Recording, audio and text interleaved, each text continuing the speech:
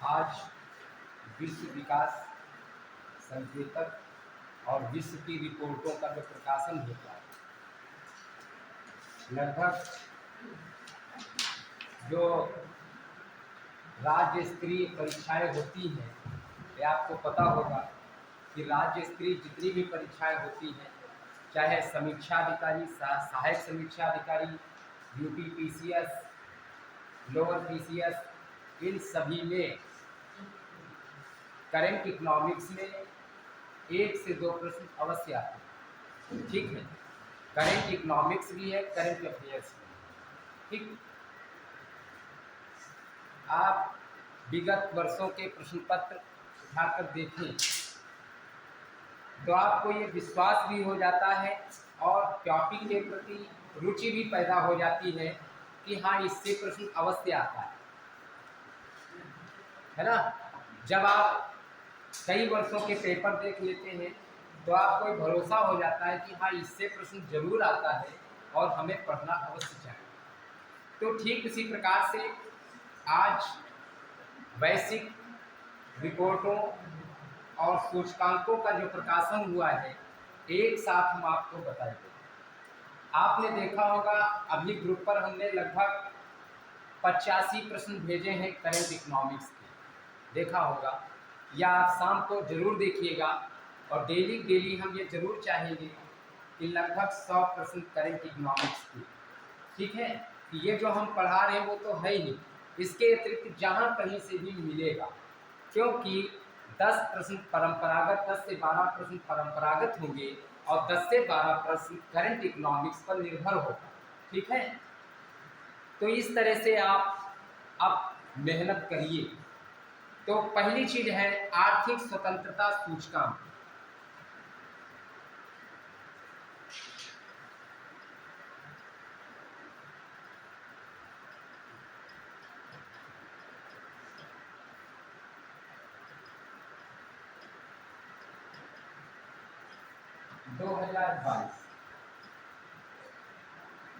आर्थिक स्वतंत्रता सूचकांक 2022, economic freedom index EFI 2022, EFI।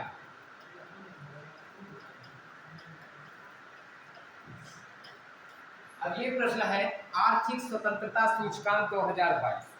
देखिए, आप समझने का भी अधिक प्रयास करेंगे, क्योंकि हर चीज नहीं कि हमको रटत स्मृत ही विस्मृत का प्रमुख कारण होता है। ठीक है, जब हम यहाँ पर आपको बता भी तो आप पूछ भी सकते हैं। ठीक है, और ये सारी जितने भी सूचकांक है आपके ग्रुप पर मैं सीक्वेंस में भेज भी दूंगा, तो आप यहाँ पर समझिए पूरी तरीके से कि अगर जहाँ कहीं भी शंका आ रही आप पूछ सकते हैं। तो आर्थिक स्वतंत्रता सूचकांक 2022 EFI जारीकर्ता संस्था, इस EFI को कौन सी संस्था जारी करता है? तो the heritage foundation, the heritage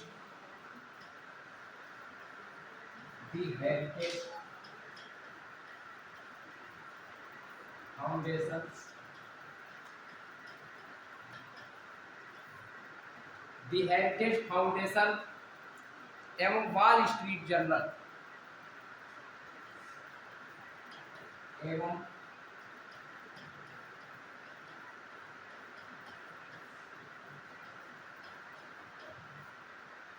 इस EFI को द हेरिटेज फाउंडेशन एवं वॉल स्ट्रीट जर्नल जारी करता है। और सबसे पहले 1995 में जारी किया गया था, तब से प्रतिवर्ष जारी किया गया। सबसे पहले 1995 में प्रतिवर्ष, 95 से प्रतिवर्ष। ठीक, तो इस EFI का प्रकाशन कौन करता है? द हेरिटेज फाउंडेशन एवं वॉल स्ट्रीट जर्नल, और ये मार्च में इसका प्रकाशन होता है। सम्मिलित देश, इसमें कुल देश 177, कुल देश कितने थे? 177। सभी देशों की 177 अर्थव्यवस्थाएं इसमें शामिल थी, जिसमें भारत का स्थान 131वां। कुल देशों में भारत का स्थान भारत का स्थान 131वां। भारत का स्थान 131वां था। प्रश्न पूछा जा सके कि आर्थिक स्वतंत्रता सूचकांक 2022 में भारत का कौन सा स्थान रहा है, तो कौन सा रहा है? 131वां स्थान रहा है। तो बात आती है कि पहला स्थान किसका था, ये भी तो पूछा जा सकता है कि आर्थिक स्वतंत्रता सूचकांक 2022 के मामले में पहला स्थान था सिंगापुर का।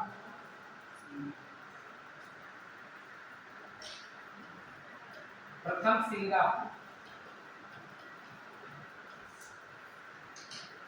और अब ये पूछा जाए कि प्रथम सिंगापुर है तो निम्न स्थान किसका था?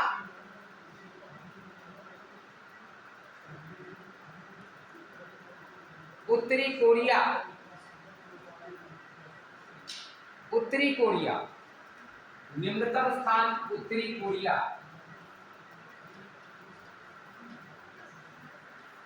उत्तरी कोरिया। ये बात समझ में आई? इसमें आपकी सारी बातें आ गई कि आर्थिक स्वतंत्रता सूचकांक द हेरिटेज फाउंडेशन एवं वॉल स्ट्रीट जर्नल जारीकर्ता संस्था है। विश्व की लगभग 177 अर्थव्यवस्थाएं सम्मिलित हुई थी, जिसमें कि भारत का स्थान 131वां था और संपूर्ण विश्व की अर्थव्यवस्थाओं में पहला स्थान सिंगापुर का आता है और अंतिम स्थान उत्तर कोरिया का। बात समझ में आई? लेकिन अगर ये प्रश्न पूछा जाए यहाँ पर कि आर्थिक स्वतंत्रता सूचकांक 2022 के मामले में भारत के पड़ोसी देश हैं जैसे पाकिस्तान, तो पाकिस्तान का कौन सा स्थान? भूटान, श्रीलंका तो महत्वपूर्ण नहीं भी है और है भी। अगर हमें मिल रही है पढ़ने को तो हम अवश्य पढ़ लें। इतनी बात समझ में आई? पहले ये बताएं। ठीक, तो श्रीलंका का स्थान 132वां था, भूटान का 94। इसके बाद में वैश्विक भूख सूचकांक, वैश्विक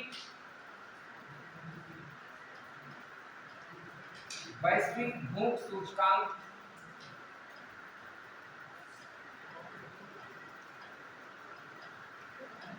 वैश्विक भूख सूचकांक GHI 2022।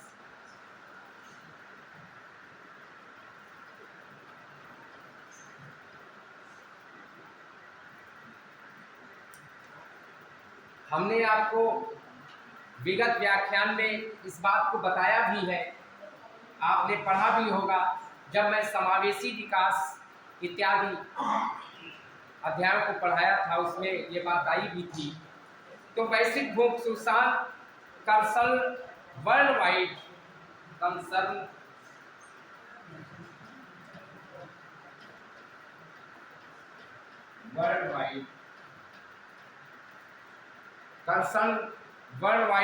एवं वेल्थ हंगर हिल्स,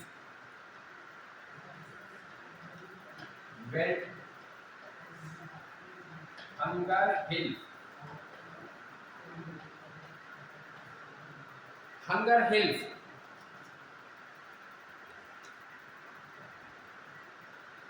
जारीकर्ता संस्था का नाम है कंसर्न वर्ल्ड वाइड एवं वेल्थ हंगर हिल्स। इसने अपनी रिपोर्ट अक्टूबर 2022 में प्रकाशित की और इस रिपोर्ट का की थीम थी या इसका मुख्य विषय था hunger and food system and conflict settings.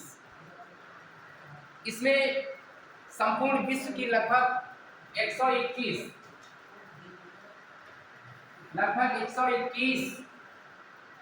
अर्थव्यवस्थाएं सम्मिलित थी।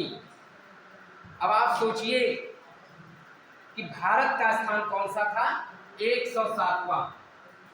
121 देशों में भारत का स्थान कौन सा था? 107वां। और एक बात मैं बता दूं, जैसे यहाँ पर आपने जब एक दो बार पढ़ा है, कुछ अंग्रेजी वर्ड है तो काफ़ी टफ पड़ जाता है कि कैसे याद करें, लेकिन जब आपने एक दो बार अगर इसको पढ़ा है तो आप वहाँ पर प्रश्न का उत्तर आसानी से दे देंगे। ठीक है?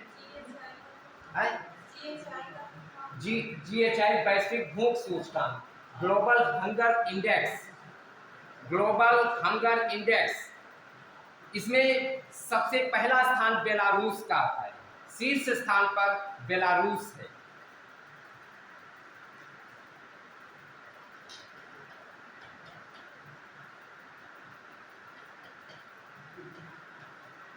बेलारूस शीर्ष स्थान पर बेलारूस है। तो निम्नतम स्थान, सबसे अंतिम स्थान 121वां अर्थव्यवस्था कौन थी? यमन। यमन निम्नतम स्थान किसका था? यमन का। यमन सबसे निम्न स्थान यमन का था और भारत का स्थान 107वां। इसको, इन दोनों बातों को मैं एक बार फिर रिपीट करके तीसरी बात पर पहुंचता हूं कि आर्थिक स्वतंत्रता सूचकांक के 2022 के मामले में भारत का स्थान 121वां है, ठीक है, जिसमें शीर्ष स्थानों में संपूर्ण विश्व में लगभग 177 अर्थव्यवस्थाओं वाले देश में सिंगापुर का स्थान पहला है और अंतिम स्थान अर्थात 177वां स्थान उत्तरी कोरिया का। बात समझ में आई? इसके पश्चात ग्लोबल हंगर इंडेक्स 2022 में भारत का स्थान 107वां है और संपूर्ण 121 अर्थव्यवस्थाओं में शीर्ष यानी पहला स्थान बेलारूस का है और 121वां स्थान यमन का है। बात समझ में आई? इसके बाद में मानव पूंजी सूचकांक 2020, नहीं, विश्व प्रसन्नता सूचकांक में हमारी विश्व प्रसन्नता सूचकांक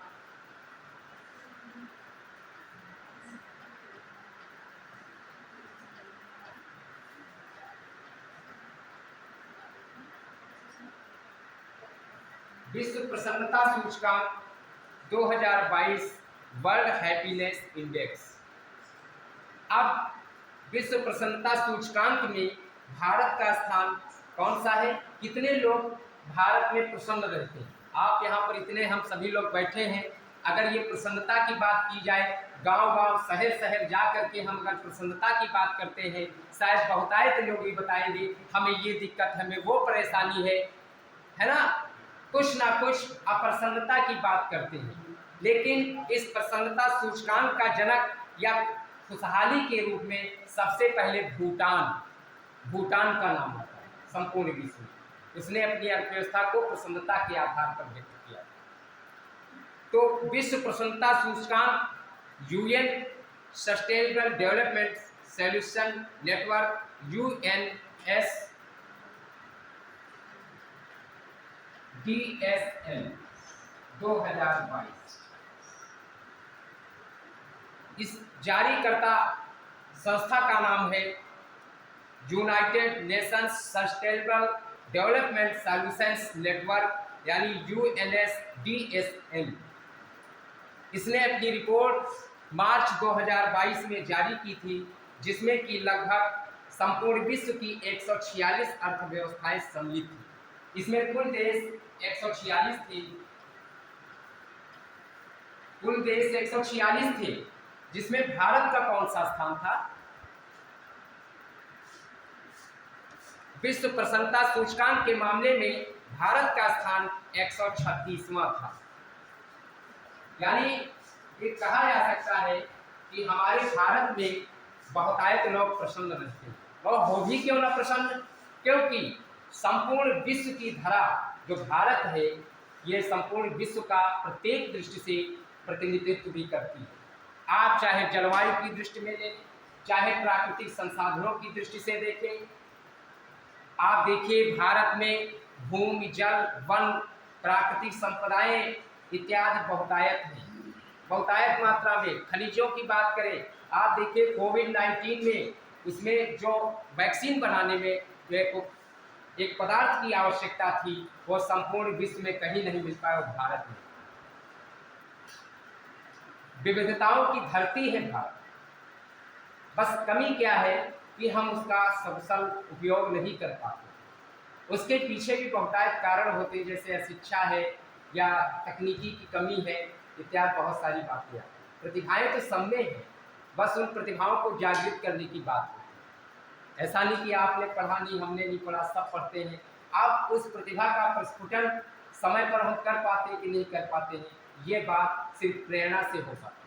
अगर आपको अच्छा मोटिवेशन मिले तो शायद वो कर दिखाते हैं जो असंभव ही लगता है। तो इस प्रकार से विश्व प्रसन्नता सूचकांक में संपूर्ण विश्व की 146 अर्थव्यवस्थाएं सम्मिलित थी, जिसमें भारत का स्थान 136वां रहा।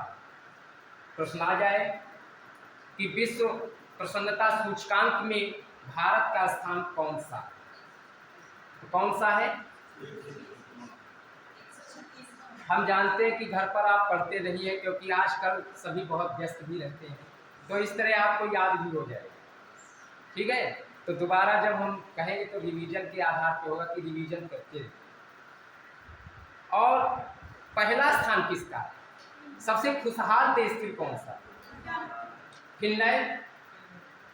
कोई जरूरी है कि माल्थस ने कह दिया था कि प्रत्येक 25 वर्ष पर जनसंख्या दुगनी हो जाती है, तो आज भी दुगनी होगी, क्योंकि इकोनॉमिक्स के सिद्धांत देश काल परिस्थितियों पर निर्भर करते हैं, वो बदलते भी रहते हैं। इकोनॉमिक्स मैंने बताया है कि अप टू डेट अद्यतन विषय है। इनकम टैक्स जो आप बीकॉम में पढ़ते हैं, या बजट आर्थिकी, तो प्रतिवर्ष बदलता है। अब जो कह लो किताब में पढ़े थे तो बदल गया है, घटती बढ़ती रहती है ना। तो इसीलिए कहा जाता है कि इकोनॉमिक टाइम्स इत्यादि अखबारों को अपनी दिनचर्या का भाग बनाए, प्रतिदिन हमें पढ़ना पड़ता है। तो इस प्रकार से फिनलैंड शीर्ष स्थान है।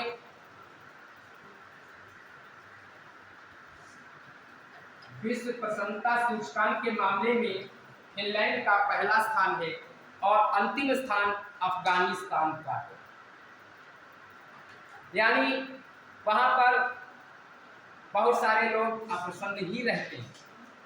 और ये आप जानते हैं कि जब घर में खाने को हो, मेरे राज्य में हो, मेरे देश में हो, तो हम अप्रसन्न नहीं होंगे। इस तरह से देखिए, इसके पीछे एक बहुत बड़ी कहानी है, क्योंकि आपको यहाँ रिसर्च तो करना नहीं है भाई, बिल्कुल सीधी सी बात है। क्योंकि अगर एक टॉपिक को लिया जाए विश्व प्रसन्नता सूचकांक, तो इसमें 2 दिन लग जाएंगे, और पूछा हो जाएगा नहीं पूछा, यही सब लगभग जाता है। क्योंकि ये इंटरनेशनल इकोनॉमिक्स में इतने अगर जाने तो बहुत है, कम नहीं है। अंतिम स्थान अफगानिस्तान का, 146वां स्थान अफगानिस्तान का है, क्योंकि 146 देश शामिल हुए, तो अंतिम स्थान अफगानिस्तान का है।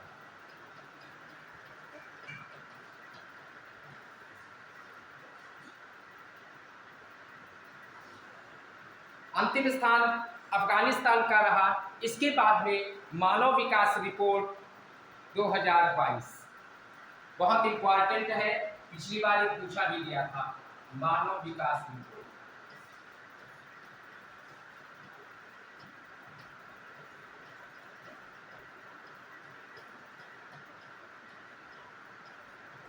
मानव विकास 2022 ह्यूमन इंडेक्स रिपोर्ट एचडीआर में भारत का कौन सा स्थान है? अभी जब हम आपको पढ़ा रहे थे मानव विकास, समावेशी विकास, सतत विकास, उन अध्यायों में मैंने इसका जिक्र किया था। बात समझे थी कि मानव विकास के कौन से चरण हैं? ये भी प्रश्न पूछा जाता है, क्योंकि हमने आपको पहले ही बताया कि पूर्वावलोकन हर विषय का अलग अलग बाजार में मिलता है। इकोनॉमिक्स का वो भी मिलेगा। 30 वर्षों के प्रश्न पत्र सम्मिलित होते हैं। तैयारी करने वाले छात्र वो एक बार जरूर खरीद लेते हैं, और फिर आप पेपर देते हैं, आपको पता चलता है। आप पूर्वावलोकन पढ़ें, क्योंकि उसके नीचे जो भी प्रश्न होता है उसकी व्याख्या भी दी होती है। जैसे एक किताब आई थी प्रत्यंत, उसमें 700 प्रश्न थे। उस 700 प्रश्नों में लगभग 70,000 प्रश्न हुए। इसके बाद में उसका प्रकाशन नहीं हुआ, एक ही बार। ठीक है, तो ऐसी पुस्तकें बहुत कारगर होती हैं सफलता में। तो HDR इसका प्रतिपादन कौन सी संस्था करती है? UNDP, संयुक्त राष्ट्र विकास कार्यक्रम, United Nations Development Programme, UNDP।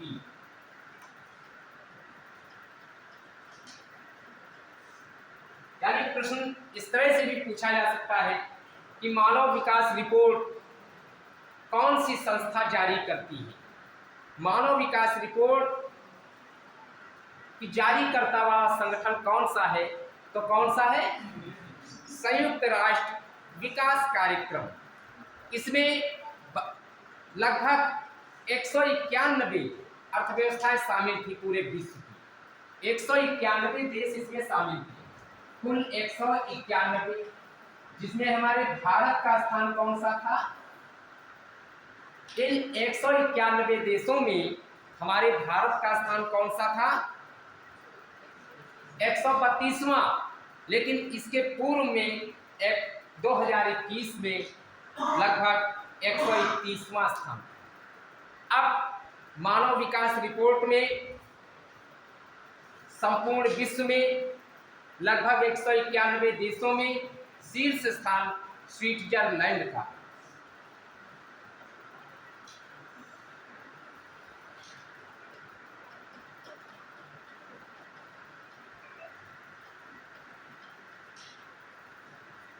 Switzerland शीर्ष स्थान स्विट्जरलैंड है और 191वां स्थान किसका है? दक्षिणी सूडान। दक्षिणी सूडान HDR 2022 में अंतिम देश है, जिसका स्थान 191 है, दक्षिणी सूडान।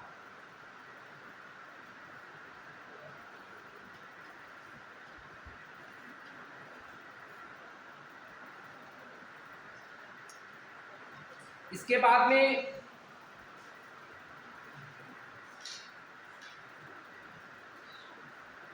विश्व निवेश रिपोर्ट 2022, ग्लोबल इन्वेस्टमेंट रिपोर्ट 2022 में संपूर्ण, इसमें देशों का तो कोई हिसाब नहीं है कि इसमें कितने देश शामिल थे। जिसके पास जितना होता है उतने तो निवेश कर पाएगा। अब अफगानिस्तान से कहो तो कहाँ कर पाएगा, खुद ही अप्रसन्न है ना। और ये कौन पूरे विश्व में कह देगा कि हम बिल्कुल फिट हैं? अपने घर में कौन डकैती दड़वाए, आप खुद ही समझ लो, है ना। तो इस प्रकार से निवेश, इन्वेस्टमेंट, निवेश का मतलब पैसे का ही निवेश नहीं होता है। निवेश तो जो यहाँ पढ़ रहे ये भी, शिक्षा में भी विनियोग। आप एजुकेशन में इस बात को पढ़ेंगे विगत कुछ वर्ष पूर्व। आप जो BEd एजुकेशन पढ़ते थे, आप BEd में भी देख लीजिए, अभी आ गया है शिक्षा में अर्थशास्त्र। ठीक है, पहले नहीं था ये विषय, क्योंकि आज के समय में अर्थशास्त्र की बढ़ती हुई महती भूमिका आप जानते हैं। यहाँ पर अगर एक सामान्य प्रश्न किया जाए कि हम सभी पढ़ रहे हैं तो क्यों पढ़ रहे हैं? ज्ञान के लिए, परीक्षा पास होने के जो उद्देश्य है कि हमको परीक्षा को पास करें। हम रिसर्च बाद में कर लेंगे PhD, लेकिन पहले पास करें। इन के प्रकारेण। और अभी तो आप पढ़ रहे हैं, 5 बजे के बाद जब आपकी क्लास छूटे, जब आप घर जाएंगे, आप अपने फ़ोन पर देखिएगा। हमने आज आपके फ़ोन पर अभी लगभग 85 प्रश्न भेजे हैं। ये लगभग 6 महीने के अंतराल में है। करेंट इकोनॉमिक्स में मैं भी एक किताब देख रहा था, लगभग मिलते जुलते ही प्रश्न कहाँ से पाएंगे। इस तरह से आपके ग्रुप पर हम अपनी कक्षोपरांत या पूर्व भेजते रहेंगे, लेकिन पढ़िए अवश्य। यानी कि हम भेज दें, मेमोरी भी फुल होती रहे और आप पढ़िए ना। यहाँ की मेमोरी को फुल करना इसलिए मैंने भेजा है, ठीक है। बहुत इंपॉर्टेंट है, इससे कम नहीं इंपॉर्टेंट है, ठीक है। और वो तो मैंने जो बताया था कि 10-12 प्रश्न करंट इकोनॉमिक्स और वो करंट अफेयर्स में भी काम होते हैं, क्योंकि वहां पर उसकी कोई सीमा नहीं होती कि तुम इसी में पूछे जा सकते हो, इसमें नहीं पूछा जा सकता है, ठीक है। पेपर सेटअप में इतना नहीं देखेंगे, पूछा जा सकता है। इसके बाद में हाँ, मानव विकास रिपोर्ट में पहला स्थान स्विट्जरलैंड का है, तो अंतिम स्थान दक्षिणी सूडान का है। अंतिम स्थान किस देश का है? दक्षिणी सूडान का है। इसके बाद में अंतरराष्ट्रीय बौद्धिक संपदा सूचकांक, अंतरराष्ट्रीय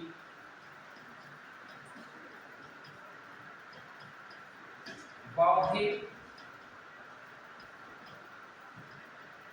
संपदा सूचकांक 2022, अंतरराष्ट्रीय बौद्धिक संपदा सूचकांक 2022।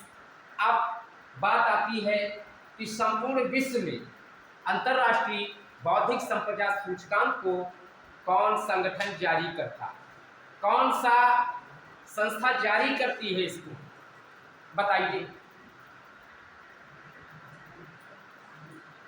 वे वैश्विक बौद्धिक संपदा के यूएस चैम्बर ऑफ कॉमर्स जारी करती है और इसमें लगभग 55 देश शामिल हैं,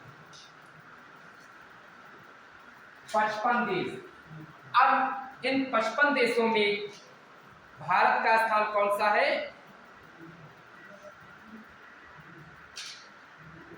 43वां।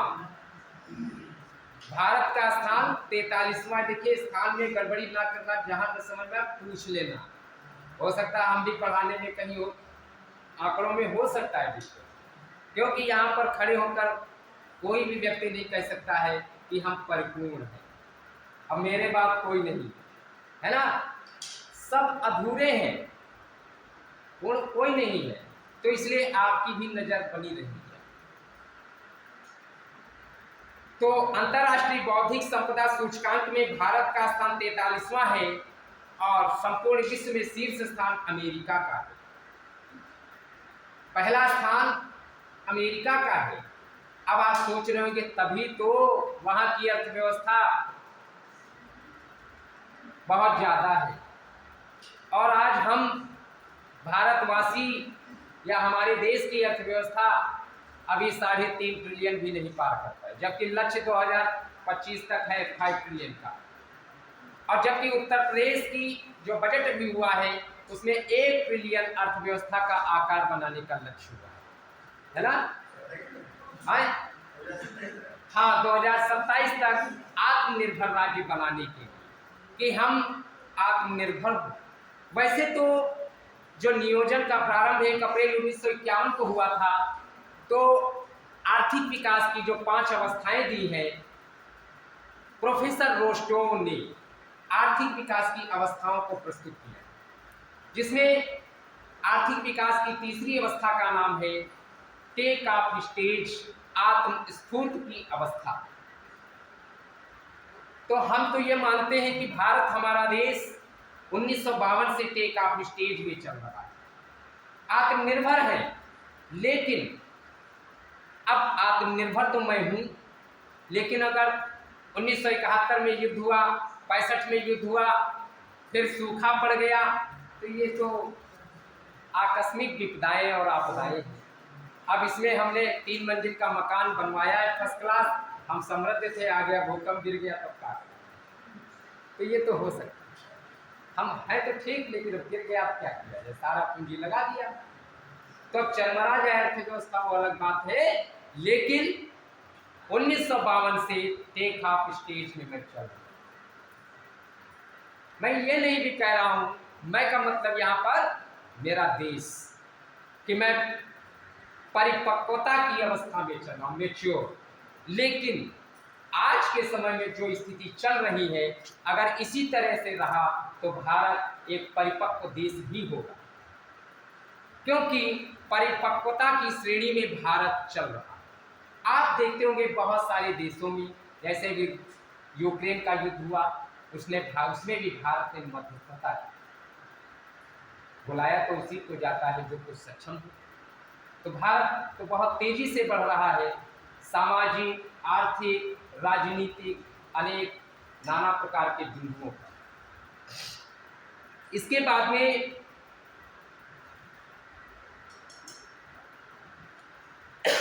विश्व निवेश रिपोर्ट में भी आपको बता रहा था, उसमें एक बात रह गई थी,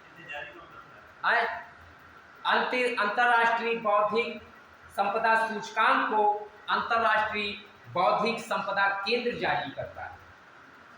अंतरराष्ट्रीय बौद्धिक संपदा केंद्र जारी करता है, जिसमें संपूर्ण विश्व के 55 देश शामिल हुए थे और भारत का स्थान 43वां था। अब बात आती है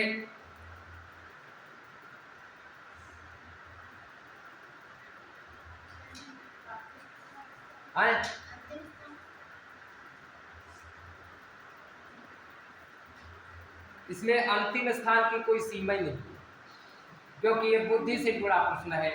और बुद्धि की जो बात मैं करता हूं, आप समझिए बुद्धि लब्धि IQ, आप एजुकेशन में पढ़े होंगे, BA में होगा विषय या B.Ed में है। बुद्धि लब्धि 140 से अधिक जिसकी बुद्धि होती है वह प्रतिभाशाली बालक माना जाता है, और 0 से 25 तक इडियट यानी मूर्ख बुद्धि का बालक माना जाता है। अब 0 से 25, 50 से 75, 75 से 100 एक बुद्धि लब्धि का एक मानक दिया गया है, लेकिन अब उसमें तौर तरीके ढूंढे गए। जैसे उसमें कि एक चार्ट होता है, मान लिया इस पे हमने रोरसा का स्याही धब्बा परीक्षण, जैसे इस तरह से हमने ब्लैक बोर्ड पे किया। अब यहाँ पर सभी से पूछा गया कि ये कौन सी आकृति है, तो व्यक्ति अपने दिमाग के आधार पर, कोई कहेगा शेर जैसा है, कोई कहेगा भारत जैसा आकृति बनी, तो वो उसकी बुद्धि और उसी से उसका भाव प्रकट होता है कि ये किस प्रकार की सोच रखते। कोई कहेगा गणेश जी की प्रतिमा बन गई है ना, जैसे आप बहुत सारे वृक्ष देखते हो, कोई कहेगा ये देखिए गणेश की आकृति का वृक्ष है, बिल्कुल माता जी है, और क्योंकि उनकी वो सोच विचार वैसे रखते हैं। और कुछ और सोचेगा कि ये तलवार जैसा लग रहा है, बांका लग रहा है ना, तो जैसी जो सोच रखता है वो उसी प्रकार से उसमें उसकी आकृति नजर आती है। ये रोरसा का स्याही धब्बा परीक्षण है, जब आप पर्सनालिटी व्यक्तित्व में पढ़ेंगे जाते या पढ़े हो इस तरह से। ये बात रही थी एजुकेशन की, यहाँ पर बात आ गई तो मैंने कहा जबकि हम तो अभी पढ़े भी नहीं उस कोर्स को। इसके बाद में वैश्विक लैंगिक अंतराल सूचकांक, वैश्विक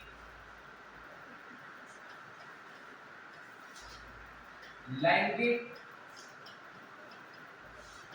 अंतराल सूचकांक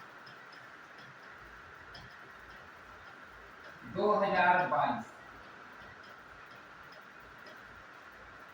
वैश्विक लैंगिक अंतराल सूचकांक 2022,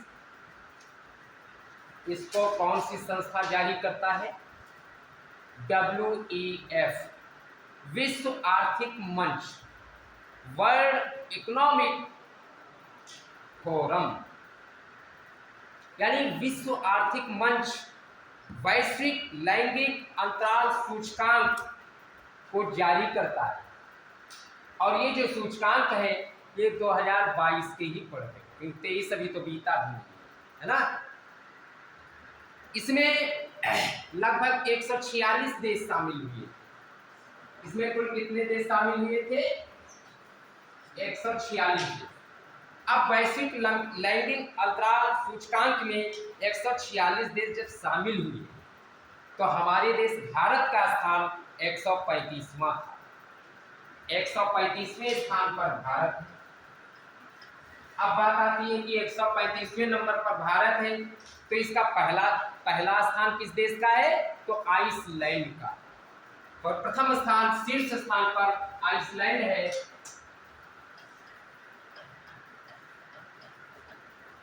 अब बात आती है कि प्रथम स्थान आइसलैंड का है, तो अंतिम देश कौन सा है? तो अंतिम देश कौन सा है? अफगानिस्तान। अब कुछ लोग हंस रहे होंगे कि क्या अफगानिस्तान ही परेशान देश है? ऐसी बात नहीं है। भारत विविधताओं की धरती है, जहां पर शिक्षा अशिक्षा के रूप में हो जाए, वहां पर तो विकास की संभावनाएं खत्म ही हो जाती है। आप सोचिए, उत्तर प्रदेश की सरकार ने कितनी महत्वाकांक्षी योजना, अभ्युदय योजना, अभ्युदय उदय से संबंधित है कि हर घर में इसका उदय हो, इसका प्रशासनिक सेवा का, हर घर से एक प्रशासक आए, प्रत्येक जिले में एक कोचिंग स्थापित की गई है। और जब सोना सस्ता हो जाएगा तब उसको कोई नहीं पूछता है ना। ये क्योंकि सोना की कीमत अंतर्राष्ट्रीय निर्धारित होती, सोना, चांदी, चीनी, पेट्रोल, डीजल, इसकी कीमत इंटरनेशनल प्राइस है। अगर सोना सस्ता हो जाएगा तो इसको कोई नहीं पूछेगा, कह जा रहे तो बहुत सस्ता है। आप गौर कीजिए, अभी सावा का इसका रेट जितना बढ़ जाएगा उतनी भीड़ बढ़ेगी, ये बिल्कुल तय है, ये भविष्यवाणी है इकोनॉमिक्स की। जितना रेट बढ़ेगा उतनी ही बिक्री बढ़ेगी, उतनी खरीदार बढ़ जाएगी। और अगर इसका रेट कम हो जाएगा तो इसके खरीदार ढूंढे नहीं मिलेंगे। तो ठीक उसी प्रकार से इस कोचिंग की महत्ता समझे। आपके जो इष्ट मित्र हैं, आप देखिए, आज संविधान निर्माता डॉक्टर भीमराव रामजी अंबेडकर, है ना, इनका पूरा नाम है BR अंबेडकर है। तो डॉक्टर भीमराव रामजी अंबेडकर का जन्म दिवस हमारे देश में संविधान का ढांचा निर्मित करने में अभूतपूर्व योगदान। इस योगदान को हम किसी भी सूरत में चुका नहीं सकते। जितना हमको दिया है इसको मानना पड़ेगा, क्योंकि देश घर परिवार को चलाने के लिए विधि विधान बहुत जरूरी है, वरन घर बिगड़ जाता है। ठीक है, अपने पॉइंट पर मैं आता हूँ। तो वैश्विक लैंगिक अंतराल सूचकांक में कुल 146 देशों में भारत का स्थान 135वां था और संपूर्ण 146 देशों में प्रथम स्थान आइसलैंड का रहा है, तो अंतिम स्थान अफगानिस्तान का था। इसके पश्चात वैश्विक शांति सूचकांक ग्लोबल पीस इंडेक्स, वैश्विक शांति सूचकांक,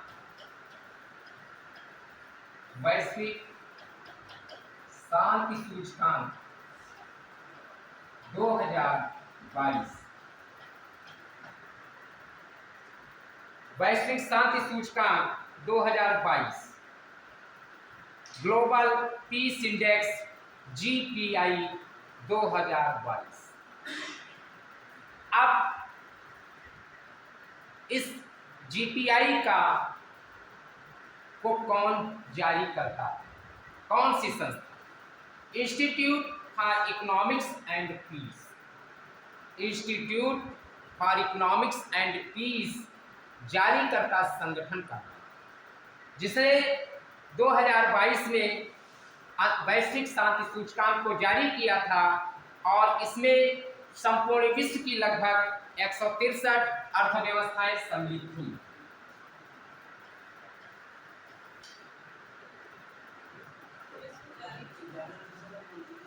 इसको जारी करने वाली संस्था Institute for Economics and Peace, यहाँ लिखे गए इंस्टीट्यूट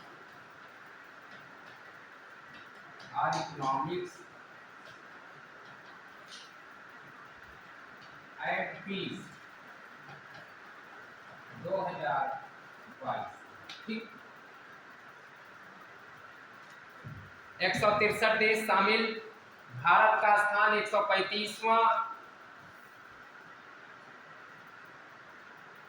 और संपूर्ण 163 देशों में पहला स्थान आइसलैंड का और अंतिम स्थान अफगानिस्तान का।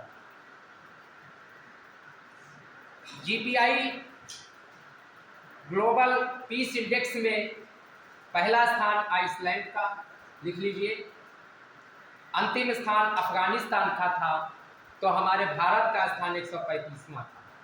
यानी 163 देशों में 135वें नंबर पर मैं आता हूँ शांति के मामले में। यानी कितना हम अशांत रहते हैं।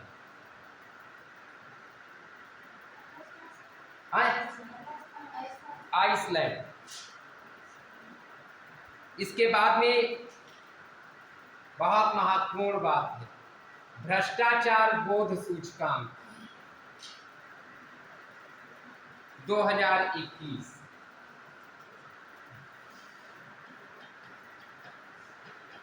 भ्रष्टाचार बोध सूचकांक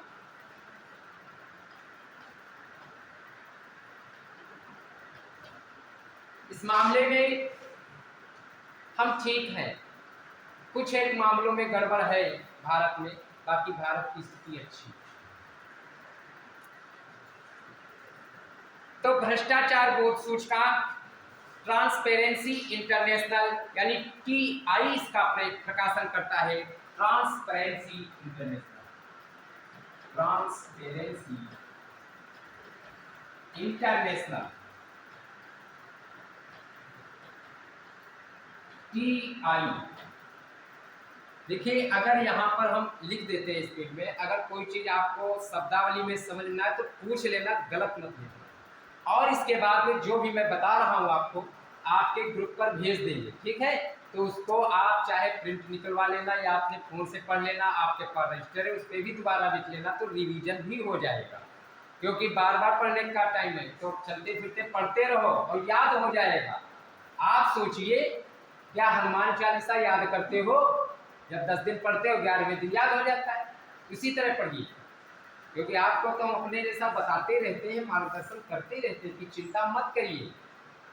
जब आप परिश्रम करेंगे तो चिंता उनको होगी, क्योंकि कर्मवादी बने, कर्म के माध्यम से सब कुछ संभव है। मैंने आपको बताया था कि श्रम, ये जो उद्योग है आपकी, अभी उद्योग का चैप्टर आना बाकी है, इसमें बहुत सारी औद्योगिक नीतियां हैं। तो ये उद्योग आधुनिक मंदिर कहेगा, ये उद्योग ही आधुनिक मंदिर है। और यहाँ पर कोई जाति संप्रदाय धर्म नहीं होता है, सभी धर्मों के लोग काफी प्रेम से काम करते हैं। और उस मंदिर का देवता श्रमिक होता है।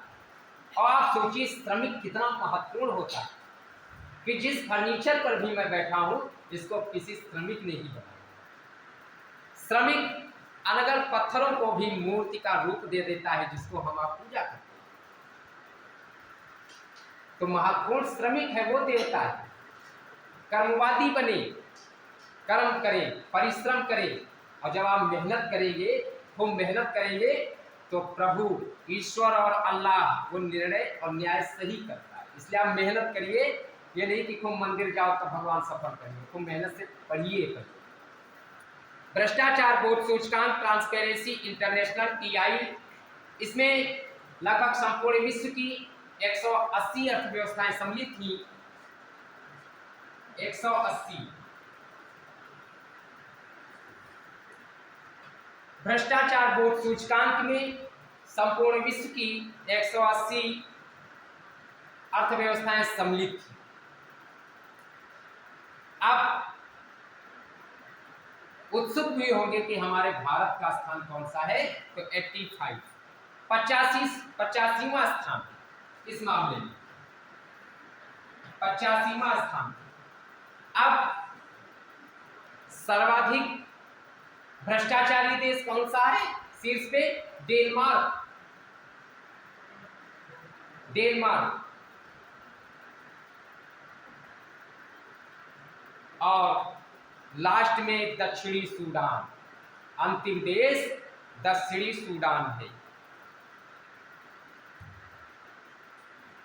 दक्षिणी सूडान।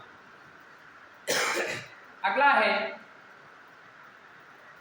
लेगाटम समृद्धि सूचकांक।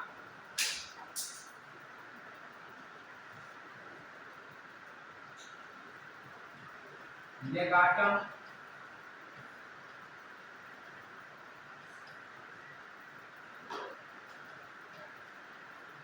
समृद्धि सूचकांक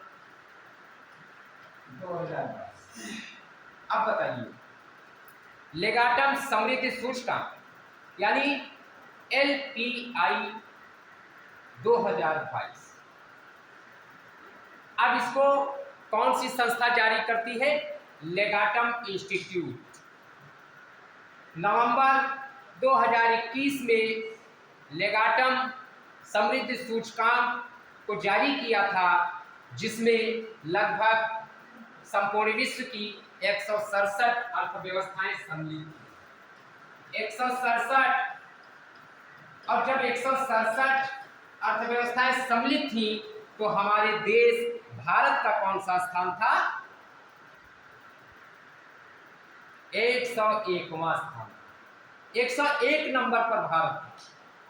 100% 101 पर। अब हम पहले पर क्यों नहीं आ पा रहे? अरे पहले पर तो हम बहुत चीजों में हैं। जब आप उद्योग में पढ़ेंगे तो अभ्रक, खनिजों में, बहुत सारी चीजों में नंबर 1 पर है भारत। भारत उपजाऊ देश है। चाहे मानव शक्ति की मैं बात करूं, चाहे जलवायु, खनिज, उद्योग, हर क्षेत्र में भारत अग्रणी है। अर्थव्यवस्था के प्राथमिक और द्वितीयक तीनों क्षेत्रों। कौन सी चीज भारत में? विभिन्न प्रकार की जलवायु पाई जाती है। प्रोफेसर मर्सडेन ने भी कहा है कि विश्व की समस्त प्रकार की जलवायु भारत में मिल जाती है। आप देखते हैं कि भारत की आर्थिक राजधानी मुंबई, राष्ट्रीय राजधानी नई दिल्ली और शीतकालीन राजधानी शिमला। क्या नहीं है भारत में? उष्णकटिबंधीय प्रदेश, शीतोष्ण। आप कनाडा, अमेरिका चले जाएं, एक ही प्रकार की जलवायु। और भारत में विभिन्न प्रकार की जलवायु मिल जाती है। ये बात समझ रहे हो? विभिन्न प्रकार की फसलें, विभिन्न प्रकार के मौसम, विभिन्न प्रकार की मिट्टियां। बस उसके कुशलतम दोहन की आवश्यकता। तो लेगाटम समृद्धि सूचकांक 2022 में इसको लेगाटम इंस्टीट्यूट जारी करता है और संपूर्ण विश्व की लगभग 167 अर्थव्यवस्थाएं शामिल थी, जिसमें भारत का स्थान 101वां था। अब बात आती है कि पहला स्थान किसका था? तो पहला स्थान डेनमार्क का था।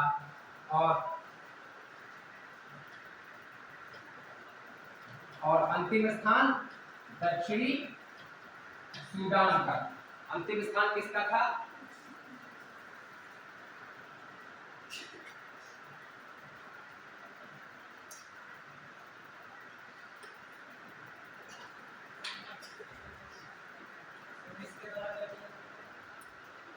ये लेगाटम इंस्टीट्यूट के द्वारा जारी होता है। लिख लिया? इसके बाद में Ease of Doing Business Index. Ease of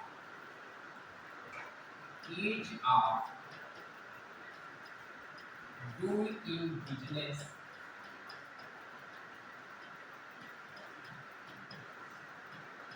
ease of doing business index ease of doing business index सूचकांक।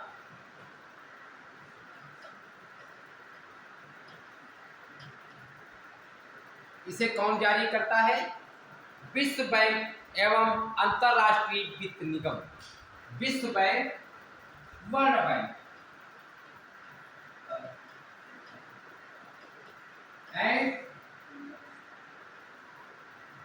International finance corporation IFC। ये बताइए, प्रश्न आ गया तो प्रश्न तो कर ही लेंगे, उत्तर भी आपसे मिलेगा। अंतरराष्ट्रीय रियायती ऋण खिड़की किसको कहते हैं? अभी मैंने आपको विगत इंटरनेशनल इंस्टीट्यूशंस जो चैप्टर में पढ़ा रहा था उसमें मैंने बताया था, और ये प्रश्न पूछा भी आए? नहीं, अंतरराष्ट्रीय मुद्रा कोष को नहीं। हाँ, विश्व बैंक समूह में था, अरे तो आपके सामने ही लिख दिया हूँ, आईडीए, आईडीए है अंतर। अब इस पर आप अध्ययन करेंगे, इसके माने आप पढ़ नहीं रहे घर पर। आईडीए या अंतरराष्ट्रीय रियायत ऋण खिड़की, आईएफसी, मिगा, आईसीएसआईडी, इसको पढ़िए, क्योंकि अंतरराष्ट्रीय अभी एक आपने ही बच्चा प्रश्न लाया था आईएमएस से, जो कि आईएएस में अभी पिछली बार पूछा गया था, और जो चीज़ मैंने आपके भेजी थी उसमें था ये बात, है ना। वो उसने पूछा हमसे, तो वो चीज़ मैंने बताई थी, तब ने उसने पूछा। तो आप इन चीज़ों को भूलिए मत कि जो हम ये भेज चुके बता चुके तो अब हो गया, उसको एक बार पढ़ते रहिए घर पर। मैं भेजता रहता हूँ, आपके लिए भी मैं मेहनत करता हूँ, ऐसा नहीं है। ये परीक्षा आपकी नहीं, ये परीक्षा हमारी भी है, बात समझ रहे हो, तो आप मेहनत करिए। तो Ease of Doing Business Index 2022, इसको विश्व बैंक और अंतर्राष्ट्रीय वित्त निगम जारी करता है, और ट्रेनिंग फॉर रिफॉर्म इसका थीम या इसका मुख्य विषय क्या था जारी करने के समय? Training for reform, training for reform, training for reform, सुधार के लिए प्रशिक्षण। अब इसमें कितने देश शामिल थे? 190, 190 देश शामिल थे Ease of Doing Business Index में। और इसमें भारत का स्थान कौन सा था? 63वां। भारत का स्थान कितना कौन सा था? 63वां स्थान था। अब बात आती है कि Ease of Doing Business Index में शीर्ष देश कौन सा है? तो शीर्ष देश न्यूजीलैंड है, और अंतिम देश सोमालिया।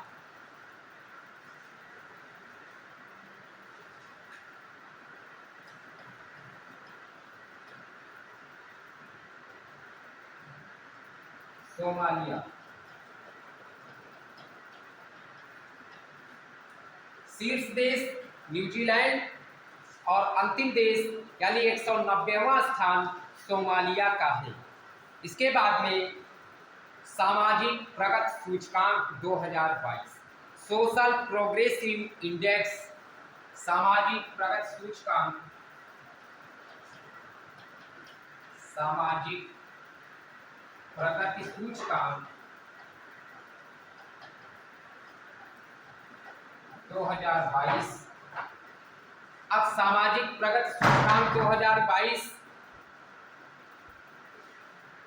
का प्रकाशन कौन सी संस्था करती है? Social progress imperative, social progress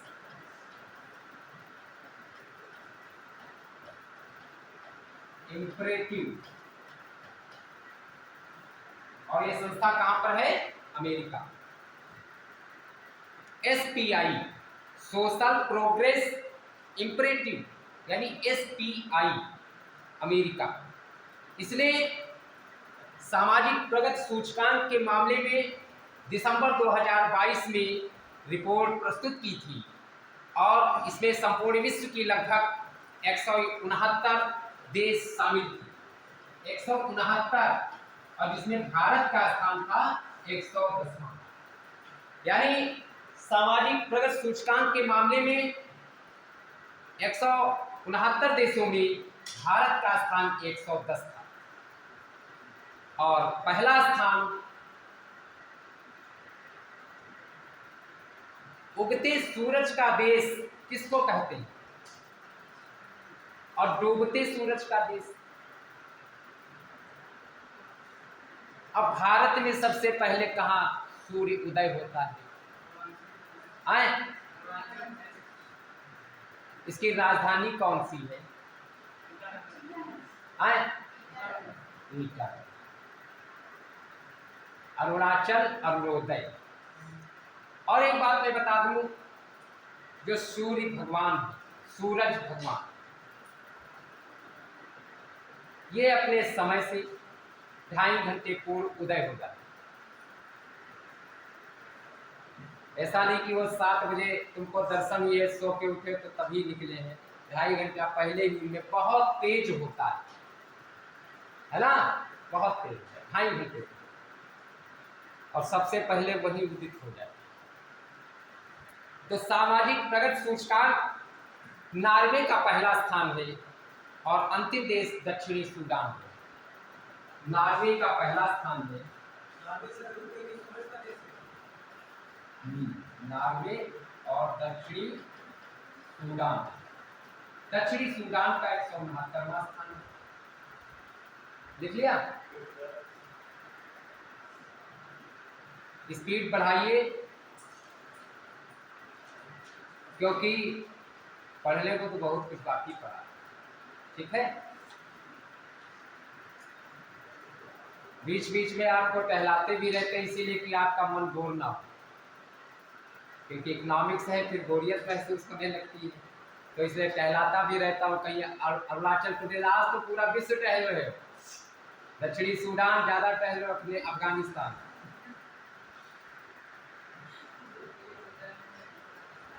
लिख लिया। इसके बाद में वैश्विक नवाचार सूचकांक, वैश्विक नवाचार सूचकांक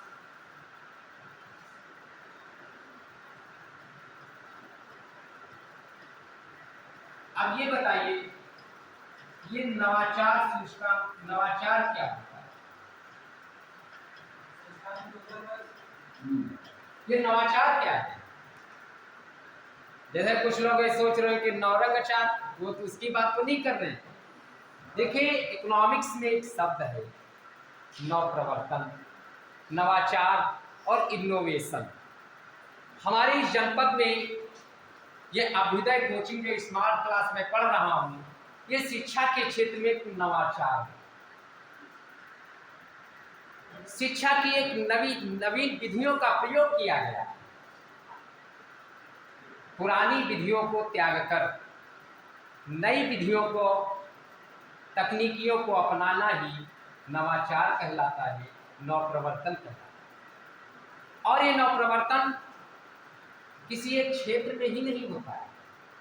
आप देखते होंगे कि प्राथमिक क्षेत्र, द्वितीय क्षेत्र, तृतीय क्षेत्र, शिक्षा के क्षेत्र में, कृषि के क्षेत्र में, उद्योग के क्षेत्र में, चिकित्सा के क्षेत्र में, हर जगह नवाचार है।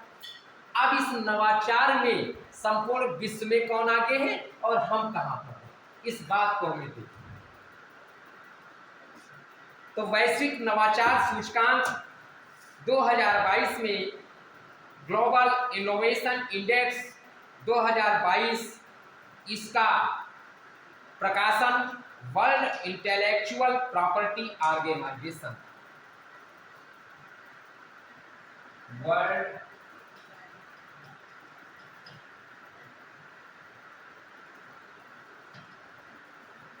इंटेलेक्चुअल प्रॉपर्टी ऑर्गेनाइजेशन, ठीक।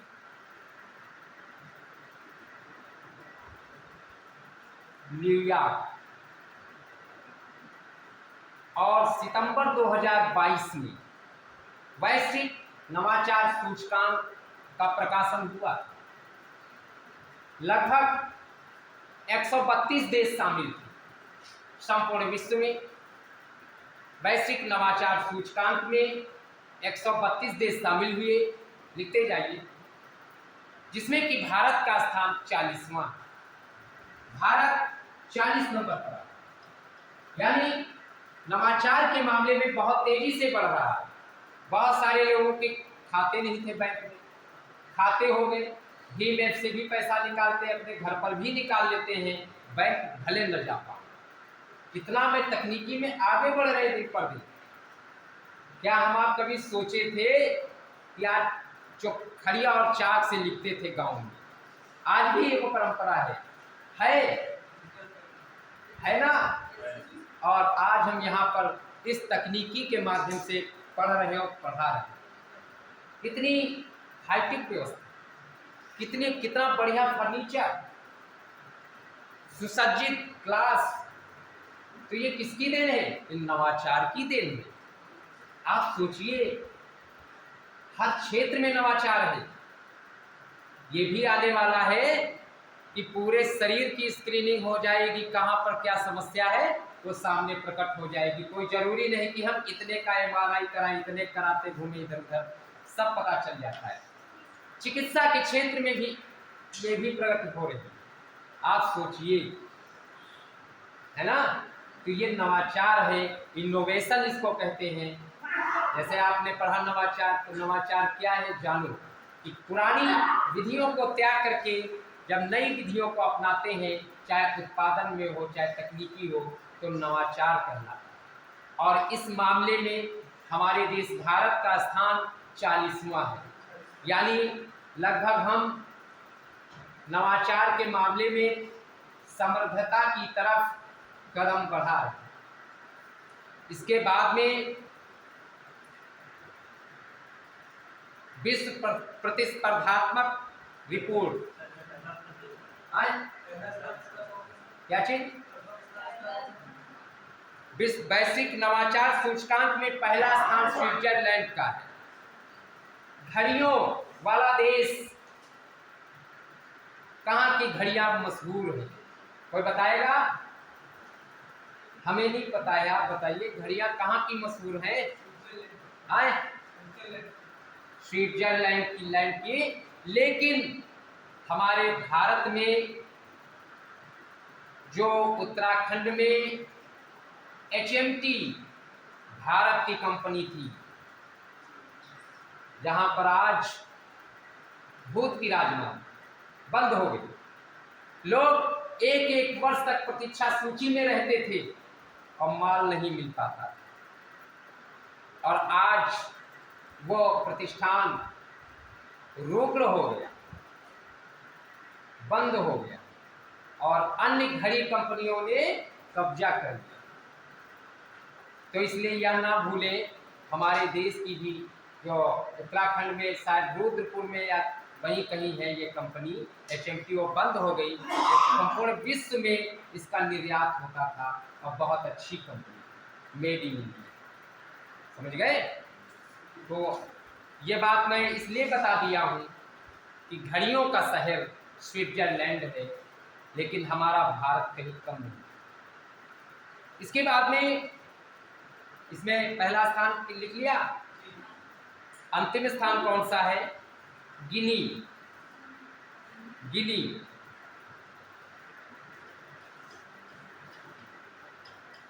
गिनी गणराज्य। इसके बाद में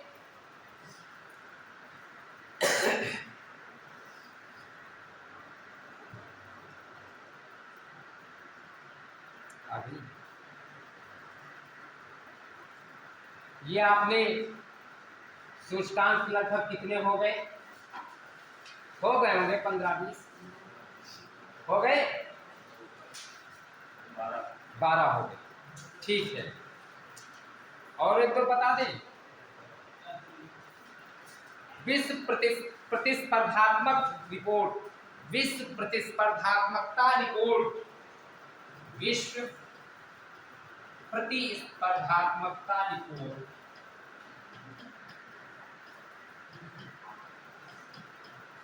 रिपोर्ट 2022। देखिए मैं लिख भी देता हूँ, बोल भी देता हूँ, क्योंकि लिख स्पीड में दिए।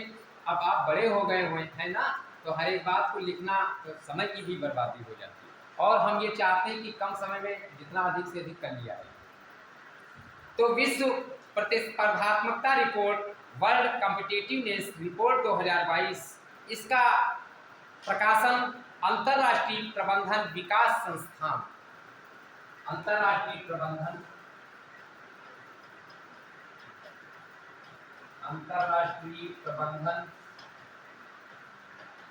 विकास संस्थान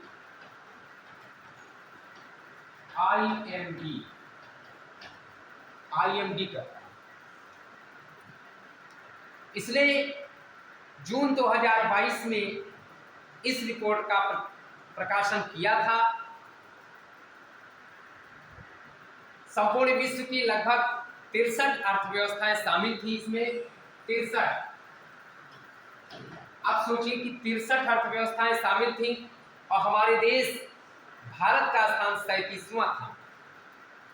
भारत का स्थान 37वां था। तो इसमें पहला स्थान किसका था? डेनमार्क का था।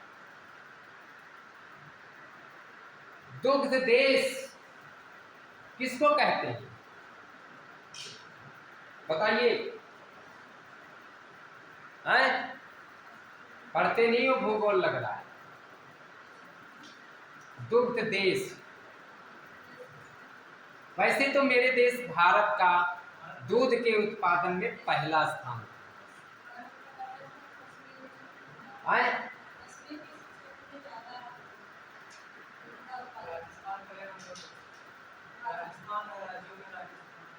राजस्थान।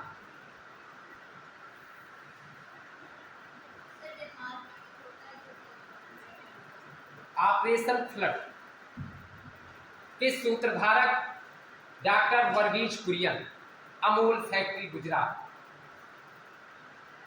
सुना है ना? सुना है? श्वेत क्रांति, Operation Flood, doctor Varghese Kurien और अमूल। दूध के संबंध में डेनमार्क का भी बहुत बड़ा योगदान। ठीक, तो शीर्ष विश्व प्रतिस्पर्धात्मक रिपोर्ट, इसमें पहला स्थान डेनमार्क का है। तो 63वां स्थान वेनेजुएला। और वेनेजुएला तेल के कुएं के भंडार। आप सोचिए, कुछ ऐसे राष्ट्र हैं उधर, कुवैत, ईरान, इराक, वेनेजुएला, जहां पर तेल के कुएं के भंडार। तो अंतिम देश वेनेजुएला है। समझ में आ गई बात? इसके बाद में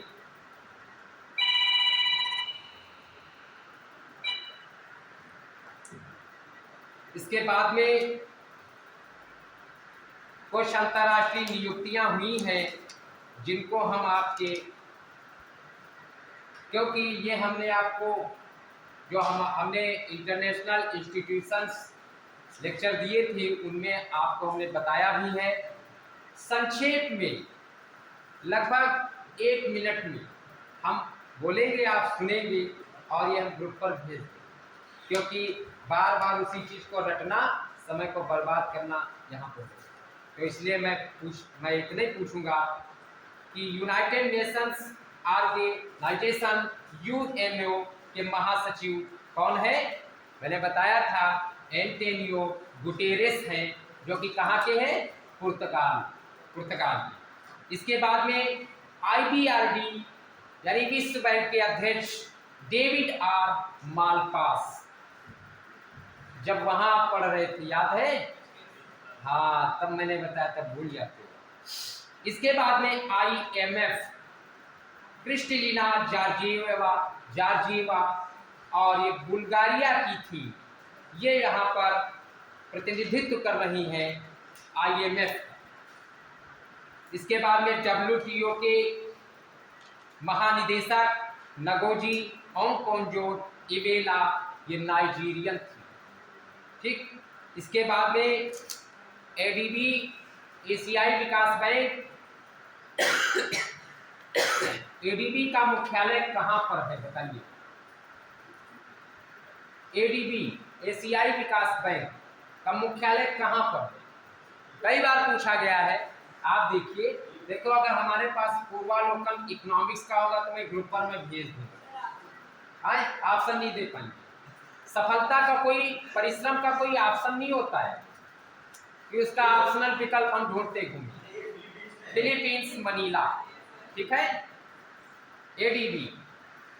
इसके बाद में सार्क, दक्षिण एशियाई क्षेत्रीय सहयोग संगठन, 1985, काठमांडू मुख्यालय है और लगभग 7 देश उसका प्रतिनिधित्व करते हैं, जो कि दक्षिण एशियाई देश हैं, पड़ोसी देश हैं, उनके सहयोग और मदद के लिए आता है। सार्क के महासचिव इसाला विकरकुन है और अंतर्राष्ट्रीय श्रम संगठन, इसके महानिदेशक कौन है? गिलबर्ट होंगो। और एक बात मैं ये फिर पूछना चाहता हूं, क्योंकि श्रम तो बहुत कुछ है, लेबर डे कब मनाया जाता है? श्रम दिवस, मजदूर दिवस 1 मई को, मजदूर दिवस, श्रम दिवस।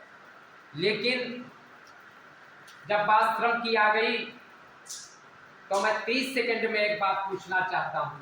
देखिए, श्रमिकों की 3 श्रेणियां होती हैं, कुशल, अकुशल और अर्धकुशल। तो जो भी हमारे लान में, हमारे घर में या जो भी काम कर रहा है, उसको हम श्रमिक ना समझें, लेबर ही ना समझें। ये लेबर कर लाए, लेबर आ गए बुला लाए, नहीं, हमारे आप जैसे ही वो है। मैंने बताया कि लेबर के 3 प्रकार, श्रमिकों के 3 प्रकार, स्किल्ड, सेमी स्किल्ड और नॉन स्किल्ड, कुशल, अर्धकुशल और अकुशल श्रमिक। अगर हम प्रशासन में बैठ जाते हैं, चिकित्सक, प्रोफेसर, वकील, आईएएस, पीसीएस, तो हम स्किल्ड लेबर की श्रेणी में आएंगे, हम कुशल श्रमिक की श्रेणी में आएंगे, क्योंकि हमारी भी दिनचर्या में काम करने के नियत घंटे निर्धारित हैं। और वो नियत घंटे कितने हैं? 8। 1 घंटे का लंच भी है। अब कार्य बोझ हो तो भले न लंच करें, वो अलग बात, समझ गए? और वो सिर्फ मानसिक कार्य करते। अर्धकुशल मानसिक और शारीरिक, और अकुशल तो शारीरिक ज्यादा कार्य करते कि चलो ये मेज उठा लाओ, वो रख दो। लेकिन जो ड्राइवर होता है ना, वो दिमाग और फिजिकल दोनों प्रकार से काम करता है, तो ये किस श्रेणी में आएगा? तो इस प्रकार से ये बात हुई, और इनकी जो स्थापना इत्यादि मैंने आपको बताया था। इसके बाद में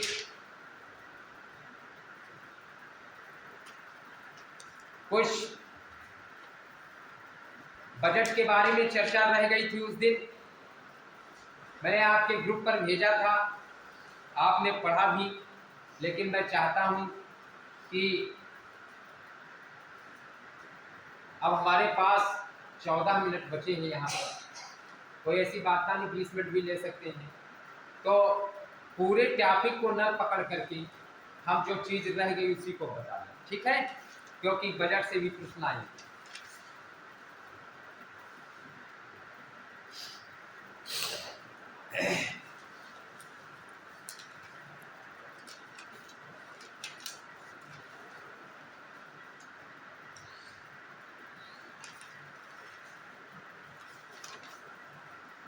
पिछले लेक्चर में हमने जो बताया था कि जो केंद्र का बजट प्रस्तुत हुआ था, उसमें सप्तऋषि के रूप में सरकार की 7 प्राथमिकताओं का दर्शन प्रस्तुत किया गया।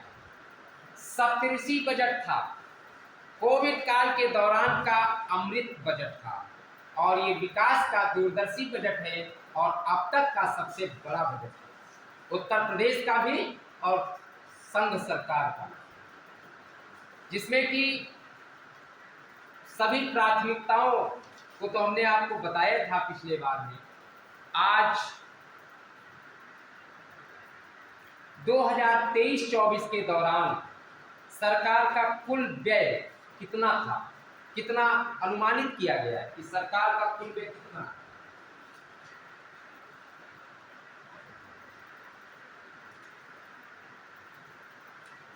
₹45,03,97,000, 45 करोड़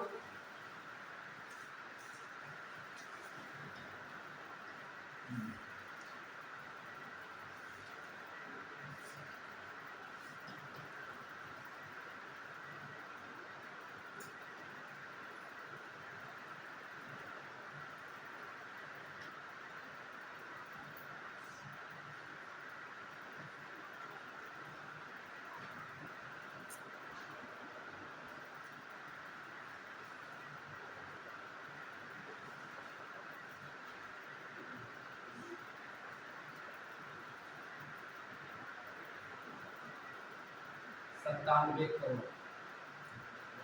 देखिए ये हाईटेक ही है, हम गलत लिख जाते हैं तो फिर उसको या पूरा मिल जाएगा, इससे मिट नहीं पाएगा। तो ये भी हैबिचुअल एक्शन में होता है, दिन भर लगे रहते थे। जैसे फोन पे पहले जब आया था तकनीकी, राजीव गांधी जी तकनीकी क्रांति लाए थे, तब से शुरुआत है और आगे बढ़ गई। तो 45 करोड़ 3,97,000 कुल व्यय। 2023-24 के दौरान सरकार का कुल व्यय कितना है? कुल व्यय यानी कुल खर्च कितना है, इस तरह लिख लीजिए 45,03,097 करोड़ रुपये कुल व्यय है। और अब तक का सबसे बड़ा बजट है, 1 रुपये में पूरा बजट बनता है। अब बजट हमेशा वार्षिक और नगद रूप में बनता है, ये जान लीजिए कि बजट नगद रूप में बनता है और बजट वार्षिक बनता है। हम अपने घर परिवार का बजट दिन का बनाए चाहे महीने का बनाए, लेकिन सरकार का बजट वार्षिक बनता है और नगद आधार पर बनाया जाता है कि शिक्षा के लिए इतने करोड़ रुपए, आयोजना के लिए इतने करोड़ रुपए, फिर ये बजट 1 रुपये में बनता है। अब कैसे 1 रुपये में, ये भी कहोगे चमत्कार है क्या? तो देखिए 1 रुपये में 100 पैसे होते हैं और 1 रुपये में कितने आने होते हैं? 16 आने। और जब बात सही होती है तो क्या कहते हो कि बात बिल्कुल 16 आने सच है, यानी 1 रुपये में 100 पैसे होते हैं। तो यानी पूरा बजट 100 पैसे में निर्धारित होता है। रुपए में केंद्रीय बजट 2023-24 क्या था, यहीं से परिलक्षित हो जाए। प्रश्न पूछा जाता है कि इस बजट में सर्वाधिक रुपया कहां से आएगा? तो उधार एवं अन्य देयताओं से। उधार एवं अन्य देयताएं,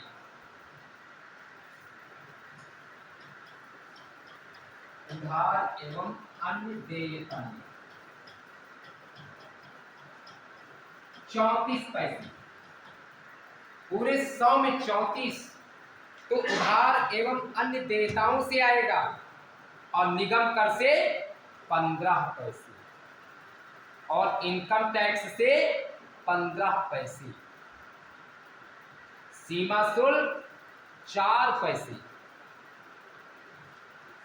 और केंद्रीय उत्पाद शुल्क से 7 पैसे, माल एवं सेवा कर से 17 पैसे आएगा और कर भिन्न राजस्व से 6 और ऋण भिन्न पूंजी प्राप्तियों से 2 पैसा, इन टोटल जोड़ लेते हैं तो 100 पैसा होता है।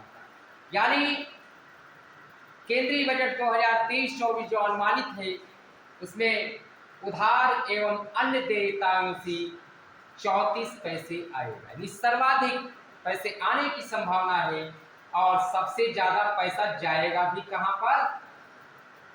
ब्याज अदायगी। सरकार के व्यय की सबसे बड़ी मद कौन सी होगी?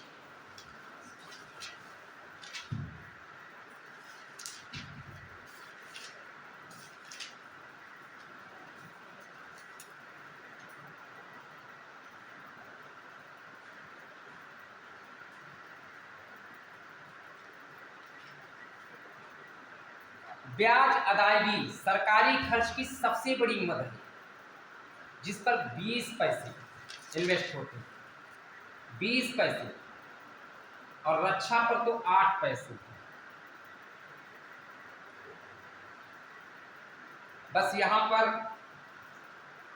इतने आपको सबसे ज्यादा जानना जरूरी है कि उधार एवं अन्य देयताओं पर सर्वाधिक पैसा आएगा और सबसे ज्यादा सरकार का खर्च ब्याज अदायगी पर, यानी कहने का तात्पर्य है कि जो बजट 2023-24 है इसमें सरकारी खर्च की सबसे बड़ी मद कौन सी होगी? ब्याज अदायगी। बात समझ गए? ब्याज अदायगी सबसे बड़ी मद होगी।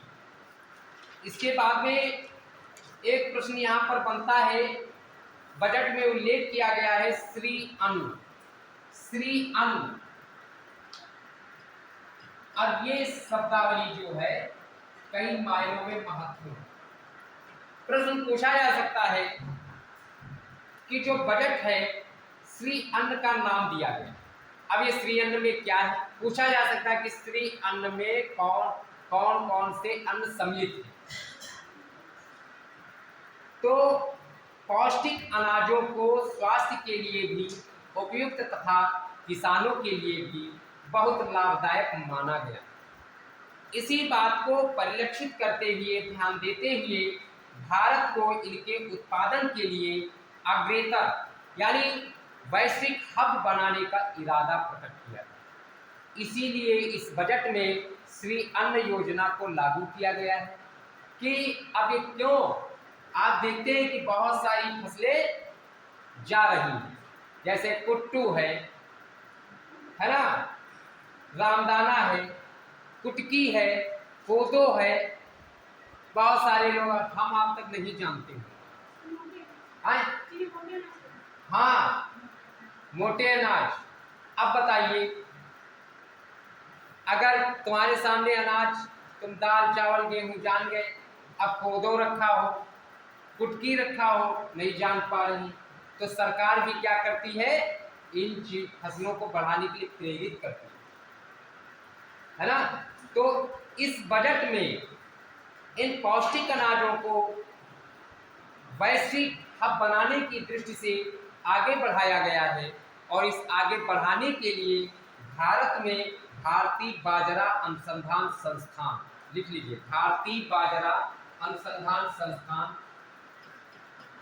भारतीय बाजरा अनुसंधान संस्थान, ये कहां पर है, आंध्र प्रदेश की राजधानी कौन सी है, 29वां राज्य कौन सा बना था,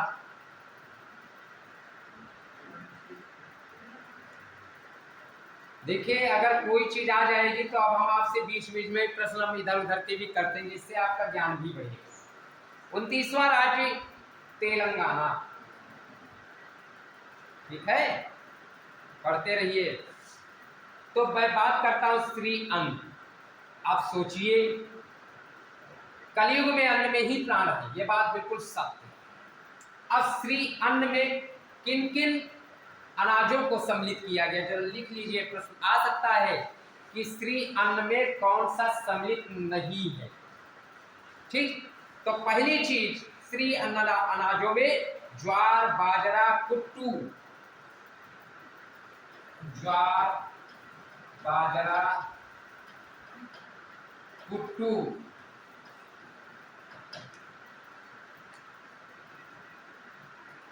रामदाना, कंगनी, रामदाना, कंगनी, कोदो,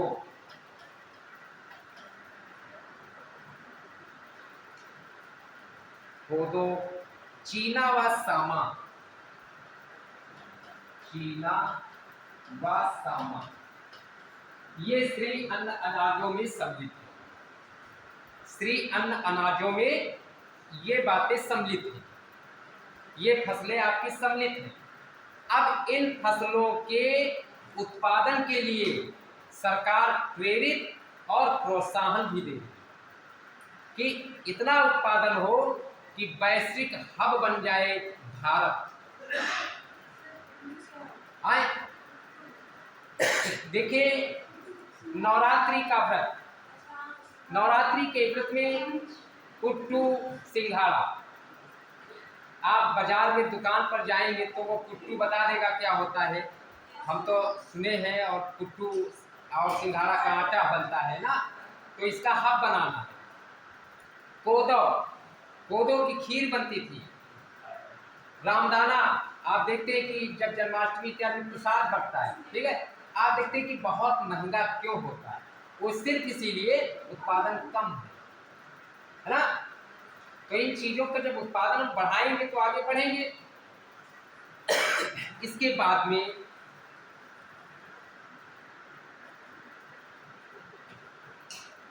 तो ये बात समझ में आई। इसके बाद में इस बजट में राष्ट्रीय डिजिटल बाल एवं किशोर पुस्तकालय की भी स्थापना की गई। लगभग भूगोल, भाषा सहित कई क्षेत्रों में उत्कृष्ट पुस्तकों की उपलब्धता बढ़ाने के लिए कि हम अपने भूगोल को भी जानिए, तो हर लाइब्रेरी में डिजिटल बाल एवं किशोर पुस्तकालय की भी स्थापना की गई। इसके बाद में प्रणाम योजना। प्रणाम का मतलब है कि पृथ्वी माता के पुनरुद्धार, इसके प्रति जागरूकता, पोषण और सुधार हेतु प्रधानमंत्री कार्यक्रम, यानी प्रणाम। प्रणाम का फुल फॉर्म क्या होगा? प्रणाम। प्रणाम। इस बजट में प्रणाम योजना को लॉन्च किया गया। अब प्रणाम क्या है? किसको प्रणाम? इस पृथ्वी माता को प्रणाम। अब किस प्रकार से प्रणाम? क्योंकि आप जानते हैं, आप सोचिए कि जल संरक्षण, अगर 1 घंटा पानी न हम पिए, मैंने बताया है आपको, श्रीमद् भगवत गीता में कहा गया है कि वृक्षों का अर्थ है जल और जल का अर्थ है रोटी, और रोटी वह है जिसे हम खाकर जीवित रहते हैं। अगर ये रोटी जो मिल रही है ये मिलता जल से ही रहा है, और जल नहीं होता, जल तो वृक्ष से ही जल आता है, और ये वृक्ष क्या है? इस धरा का गहना है, आभूषण है। तो इस आभूषण को हमको सुरक्षित रखना है। मैं आ जाता छोड़ दीजिए आगे 5 मिनट होते। तो ये गहना है, ठीक है। तो PM programme for restoration awareness, जागरूकता, nourishment and amelioration of mother earth, यानी राज्य और केंद्र शासित संघ प्रदेशों के लिए उर्वरकों का संतुलित प्रयोग। आप देखते हैं कि खेती में, किसानी में बहुत सारे ऐसे कीटनाशक पदार्थों का प्रयोग करते हैं जो कि इस पृथ्वी पर, पृथ्वी माता पर तो प्रभाव पड़ता ही है, साथ साथ फसल पर भी पड़ता है, और वो फसल को हम ग्रहण करते हैं तो हमारे शरीर पर भी दुष्प्रभाव पड़ता है।